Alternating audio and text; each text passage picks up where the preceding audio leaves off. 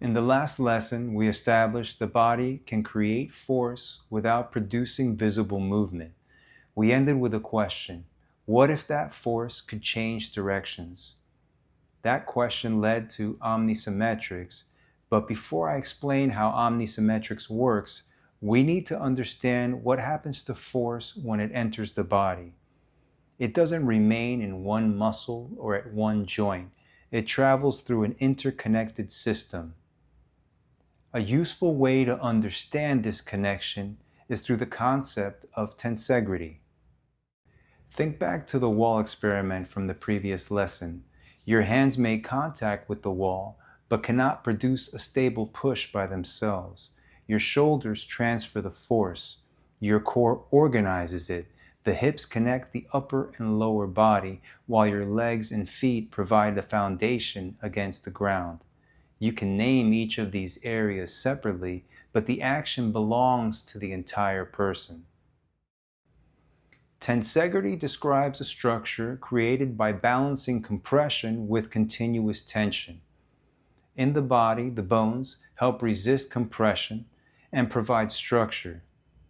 Muscles, fascia, tendons, ligaments, and other connective tissues create and transfer tension throughout the body.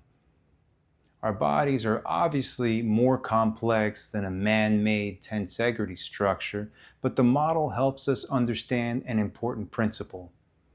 Your strength and stability do not come from one part working alone. They come from the relationship between all of the connected parts. In this image, the bones represent the compression elements, while the blue lines represent the tissues that create the network of tension that surrounds them.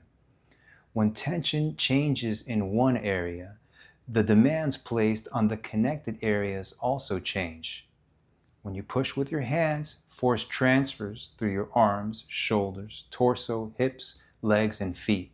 The entire body must organize around that force. The goal is not to become completely rigid.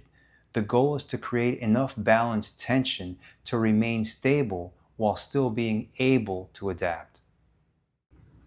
Because everything is connected, tension in one part of the body changes the demands placed on the entire system.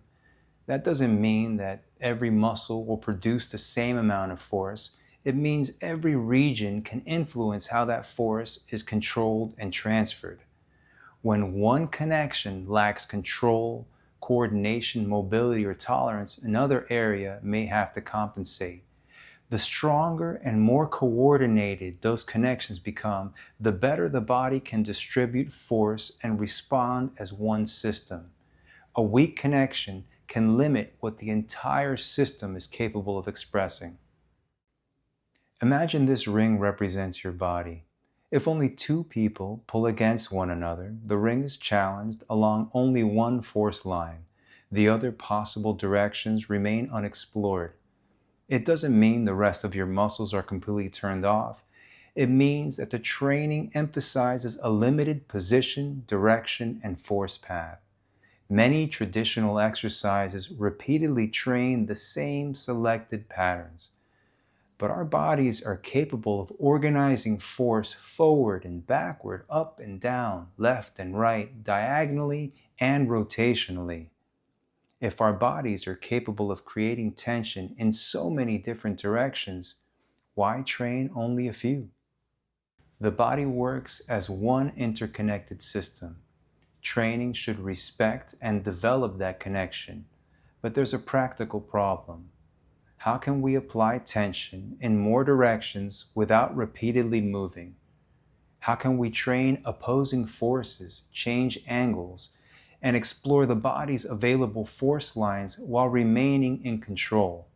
In the next lesson, I'll explain how omnisymmetrics provides the solution.